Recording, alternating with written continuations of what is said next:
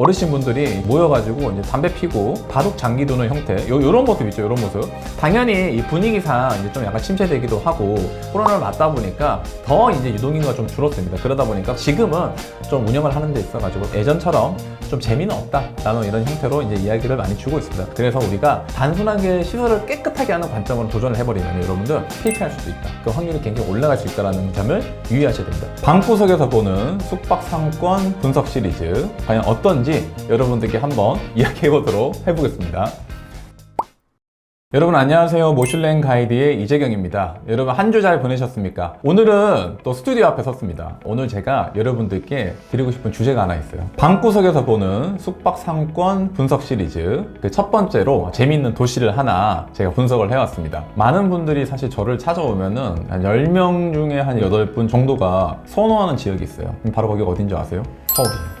부동산 당연히 서울 거 되게 좋잖아요. 그런데 사실 작은 문제 때문에 우리가 좀 타협점을 찾아갑니다. 그 타협점이 바로 경기도. 그 중에서도 서울과 가장 가까운 인천 지역입니다. 그래서 오늘 저는 인천에 있는 숙박 상권에 대해서 여러분들께 설명을 한번 해드리도록 하겠습니다. 인천은 딱 떠오르는 단어가 막인천이라고. 네, 그 굉장히 부정적인 키워드가 강하다 보니까 많은 분들께서 인천 진짜 너무 빡세다, 들어가면은 진짜 큰 코 다친다, 이런 얘기를 많이 하십니다. 제가 좀 인천 숙박상권 좀 한 가지 딱 정리를 하고 싶은 게 딱 하나 있어요. 어설픈 자들은 살아남을 수 없다. 과연 어떤지 여러분들께 한번 이야기해 보도록 해보겠습니다.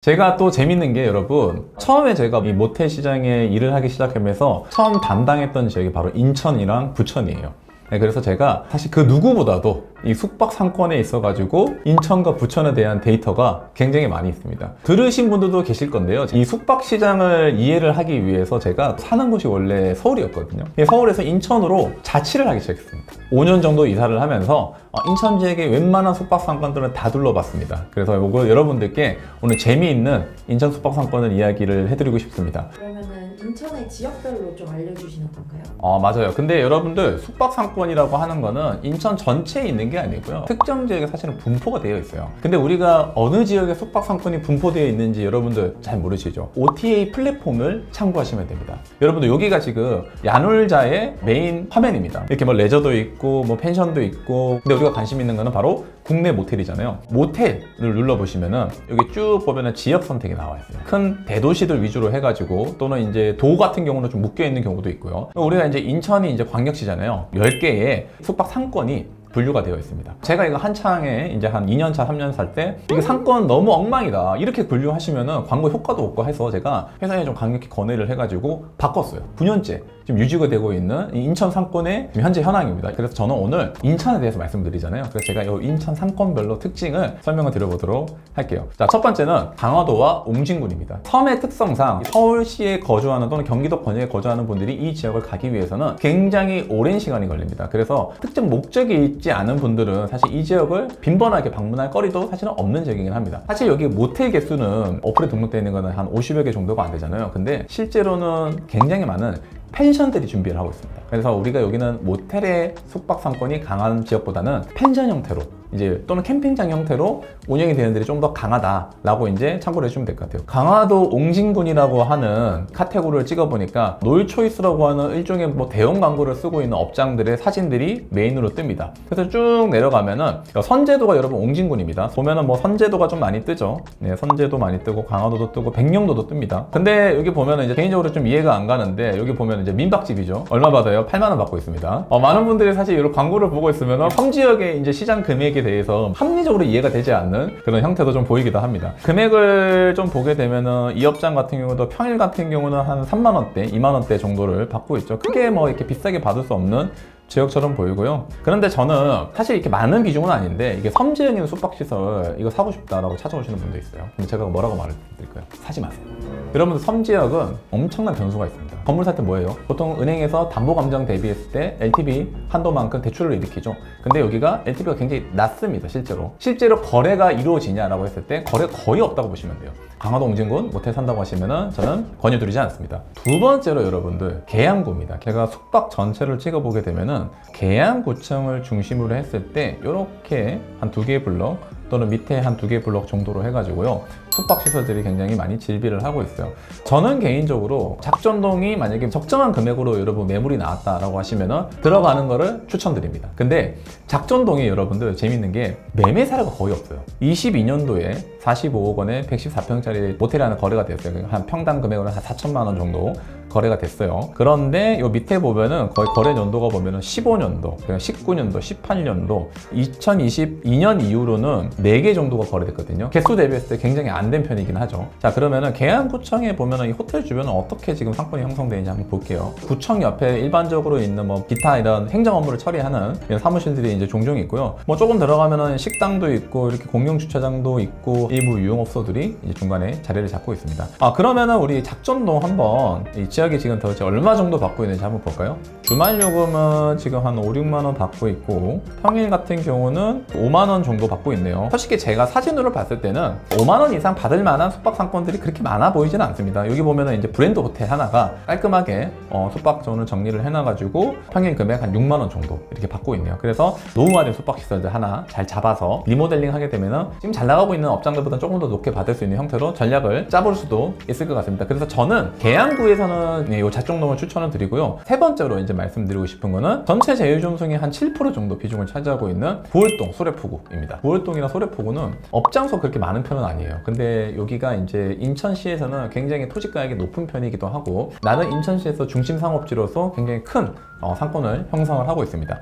여기 로데오 거리가 이제 일반 상업지로 굉장히 크게 이제 형성이 되어 있고요. 상가들도 잘 형성이 되어 있고, 이 중간중간에 깨끗한 신축 호텔들이 형성이 되어 있습니다. 저는 여기 매물이 나온다 라고 하면은 들어가셔도 되게 괜찮을 것 같습니다. 근데 다만 아쉬운 점은 너무 비싸요. 여기가 매출이 진짜 잘 받쳐줘야 될 것 같다. 자, 남동구에 보면은 또 이제 소래포구라고 있습니다. 우리나라에 이제 뭐 몇 대 이제 악명농푼 어시장으로 이제 들어가는 지역이긴 하죠. 제가 인천 할 때도 굉장히 뭐 유명했습니다. 여러분, 제가 이 소래포구를 좀 정리하고 싶은 키워드가 있어요. 예전에는 여기가 좀 불륜 상권이었어요. 불과 한 6, 7년 전까지만 하더라도 평일에 개실이 엄청나게 돌았어요. 몇 년 전에 소래포구 어시장에 화재가 났었고요. 당연히 이 분위기상 이제 좀 약간 침체되기도 하고 코로나를 맞다 보니까 더 이제 유동인구가 좀 줄었습니다. 그러다 보니까 소래포구가 지금은 좀 운영을 하는 데 있어가지고 예전처럼 좀 재미는 없다라는 이런 형태로 이제 이야기를 많이 주고 있습니다. 소래포구 한 개 업장 좀 보게 되면은 방도 크고 이제 이 상가에 들어가 있어가지고 꽤나 좀 깨끗해 보이는 숙박 상권임에도 불구하고 지금 평일에 받고 있는 단가가 4만 원, 쿠폰 붙으면 이제 4만 원 미만처럼 보이기도 하죠. 그러다 보니까 운영 수익 남기가 진짜 쉽지 않을 거다라고 이제 생각이 됩니다. 근데 반면 여기도 비쌉니다. 여기 주변이 보면은 복합 상가로 유지되어 있는 경우가 굉장히 많이 있어요. 근데 요즘에 여러분들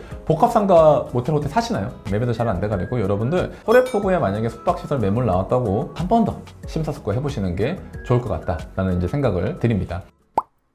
그러면은 또 다음 동네로 가볼게요. 동암이랑 간석동인데요. 한 가지 키워드로 말씀드리지만 눈 마주치면 큰일 난다. 1호선이 인천을 들어왔을 때 지나가는 부평구에 속해 있는 동암역 상권입니다. 북쪽과 남쪽으로 했을 때 숙박시설들이 굉장히 많이 밀집되어 있긴 한데요. 다들 좀 오래됐어요. 굉장히 많이 오래됐고 노후화되어 있는데 아무도 리모델링을 쉽게 도전하지 못합니다. 그리고 북쪽에 가도 보면은 이제 기존에 있던 숙박촌들이 있는데 사실 이게 10년 전이랑 지금이랑 숙박시설들이 이제 개선되는 형태의 건물들이 많이 안 생기고 있어요. 또 동암역 앞에 가면은 이 동네가 어르신분들이 모여가지고 이제 담배 피고 바둑 장기 도는 형태, 요런 모습 있죠. 요런 모습. 늦은 시간까지 사람들이 왔다 갔다 하기에는 정신없어 보이긴 하다 보니까 쉽사리 이제 사람들이 들어가가지고 모텔을 매입을 하거나 리모델링하는 이런 도전들을 많이 하지 않았다라고 이제 좀 생각을 합니다. 그런데 반면에 간석동 같은 경우는 간석 오거리 기준으로 했을 때 남동쪽 기준으로 해가지고 이렇게 일부의 숙박 상권들이 형성이 되어 있어요. 근데 이 동네도 주거, 그 다음에 유흥, 그 다음에 재개발 엄청나게 지금 완전 섞여 있습니다. 여기 보면은 이제 뭐 비싼 술집들도 보이고 오피스텔도 보이고 개발한다고 여기 굉장히 이제 많이 사람들이 사가지고 이런 데 다 모텔이었습니다. 또 예전에 여기가 또 나이트클럽 자리였어요. 지금 이제 이런 건물들 있죠. 이런 건물들이 예전에 다 나이트클럽 자리로서 해가지고 다 이제 개발이 된 형태입니다. 그리고 여기도 보면은 이제 모텔촌이었는데 다 개발이 됐고 지금 좀 정리를 얘기를 해보자면은 굳이 안 들어가는 게 좋을 것 같다라는 생각이 듭니다. 왜냐면은 여기 지금 오피스를 막 개발되고 있잖아요. 개발 수요 있겠다라고 해가지고 지금 들어가시는 분들이 있는데 인천 쪽을 통과하는 GTX가 인천 시청을 지나가긴 하지만 거리상으로 조금 있죠. 이게 나중에 오피스텔의 수요를 채울 수는 있을 것 같기는 한데 그게 엄청난 호재가 돼가지고 반영이 될까라고 하기에는 시간적으로 굉장히 많이 오래 걸릴 것 같다라는 생각이 좀 많이 듭니다. 근데 우리 지금 숙박업 이제 입문하시는 분들은 뭐가 중요해요? 월에 현금흐름 발생하는 것도 굉장히 중요할 거고 적정한 시점에 매각 차익 하시는 것도 굉장히 중요하실 거잖아요. 그러다 보니까 이런 동네들은 잘못 들어가시면 나오기 쉽지 않을 수도 있다라고 이제 저는 생각이 좀 드는 편입니다. 다섯 번째로 부평입니다, 여러분. 무려 야놀자 광고를 하고 있는 숙박업체 수가 74개가 있어요. 74개. 부평 문화의 거리를 기점으로 했을 때 굉장히 많은 유흥 상권들이 형성되어 있습니다. 근데 여기 주 수요층이 누구예요? 10대 후반, 20대. 그래서 인천의 젊은 친구들 다 이쪽으로 모인다. 근데 여기 보이는 삼각형 보이세요 혹시? 여기만 저는 추천드리는 겁니다. 저희가 또 21년도에 여기 42객실짜리 숙박시설 하나 개발해가지고 운영을 하고 있죠. 그런데 매출이 얼마 나오냐? 지금 한 1억 2천에서 1억 3천 사이 정도 이제 나오고 있는 숙박시설을 하나 운영을 하고 있습니다. 근데 여러분들 부평 제가 추천드리는 바는 있는데 제가 당부드리고 싶은 말이 하나 있어요. 여기 진짜 어설프게 들어갔잖아요. 피눈물 흘릴 정도로 지금 굉장히 치열하다라고 이제 정리를 하고 싶어요. 왜냐면은 모텔 개수가 굉장히 많이 있죠. 경쟁업체도 굉장히 많을 뿐더러 내 주변의 숙박업소들이 계속 매매가 이루어지면서 손바뀜이 일어날 거예요. 그래서 우리가 단순하게 시설을 깨끗하게 하는 관점으로 도전을 해버리면 여러분들 필패할 수도 있다. 그 확률이 굉장히 올라갈 수 있다는 점을 유의하셔야 됩니다. 더군다나 여기는 사람들이 어때요? 그 누구보다도 어린애들이 들어와가지고 숙박을 운영하다 보니까 별난 사람들이 굉장히 많이 있고 여기도 사실 눈 마주치고 돌아다니면 싸움 많이 납니다. 제가 이게 빨간색으로 그거는 요 거리 있죠, 요 거리. 금요일 밤 11시 딱 가시잖아요. 담배 연기가 또 거리에 가득 차 있어요, 여기가. 사실상 좀 운영하기 좀 빡셀 수도 있다 라는 생각도 사실 좀 듭니다. 그런데 우리가 운영적으로 봤을 때는 매매 금액도 그렇고 거래 사례도 그렇고 나쁘지 않다라는 이제 생각이 좀 드는 동네이긴 합니다. 이쪽에도 모텔들이 조금 있긴 합니다. 근데 여기가 이제 도로도 좁고 건축물의 연면적도 작고 원룸촌이 이렇게 형성되어 있다 보니까 여기 오른쪽에 있는 메인 숙박촌에 비하면은 조금은 떨어지는 형태를 좀 가지고 있긴 합니다. 여기는 제가 좀 디스코를 좀 보여드리고 싶은데 웬만하면은 한 개 블록에 있는 숙박 건물들은 전부 다 손바뀜이 되었습니다. 최근에 숙박업소 보면은 토지 평당 기준으로 한 3천 정도, 바로 그 뒤에는 4천 정도, 3천만 원 초반 또는 3천만 원 이하 정도로 나왔다고 하면은 태핑을 한번 해볼 만하다라고 이제 생각을 하게 됩니다. 근데 다만 젊은 사람들이 많이 오는 상권이다 보니까 기획적으로 먼저 고민을 하고 들어가셔야 한다라고 이제 한 주평 정리하고 싶습니다. 그래서 제가 정리하자면은 인천에 마지막으로 여러분들이 적극적으로 투자를 하신다고 하면은 제가 추천을 드리는 상권이라고 이야기를 할 것 같아요. 사람 얼마나 안 다니면 인도에 이렇게 풀 이제 우거진 거 보이시죠? 이런 데들 차도 안 다닙니다. 근데 밤에 되면 무서워요, 이런 데들. 그리고 주변에 보면 제가 봤을 때 편의점도 안 보이거든요. 제가 예전 영상에서 월미도 한번 다룬 적이 있죠. 들어가면은 그 금액으로 뱉어야지만 나올 수 있다. 그 정도로 악명 높은 지역이다 보니까 월미도 뭐 혹시나 경매로 괜찮다라고 해서 접근하시는 분들 절대 건드리지 말아 달라라고 좀 말씀드리고 싶습니다. 진짜 울면서 찾아오시는 분들 많이 있어요, 진짜 실제로.